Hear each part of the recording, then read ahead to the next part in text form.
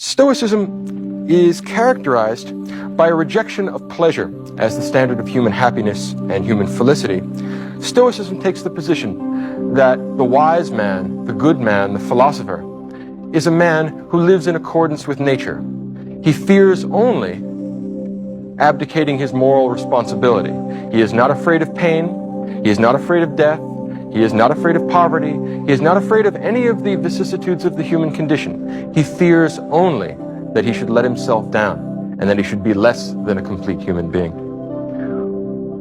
According to the Stoics, and there are a number of Stoics, 2 or 3 or 4 or 5 that actually develop the doctrine, but all the doctrines are quite similar. The only matter of concern to a wise and philosophic individual is the things completely under your control. You can't control the movements of the sun and the planets. You can't control whether a leaky ship sinks or makes it to port. You can't control the weather. You can't control other people. You can't control the society around you. There's only one thing and one thing only that you are in control of, and that is you. Your will, your intentions, yourself.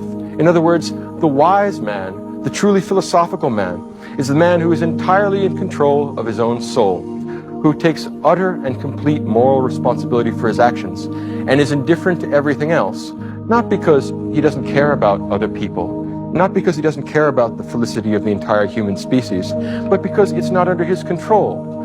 There's no use wondering or worrying about what tomorrow will bring, since tomorrow isn't under your control. Do what's right today and let tomorrow take care of itself.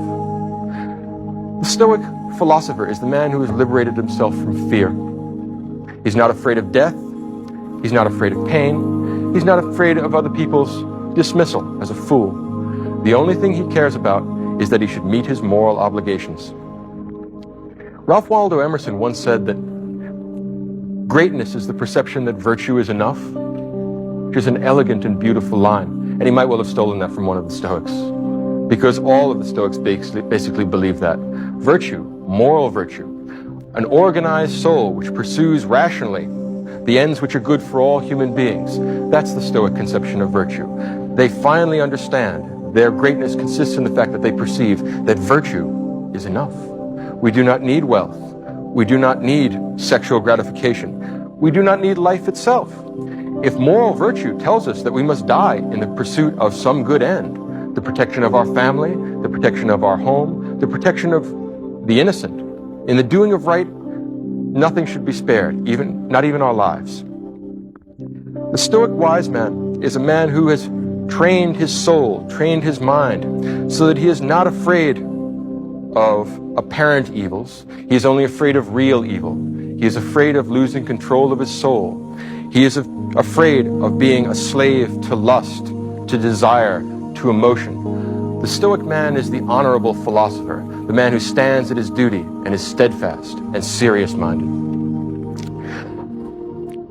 In living according to nature, what the Stoic philosopher does is examine the nature of the human condition and the nature of the world around us.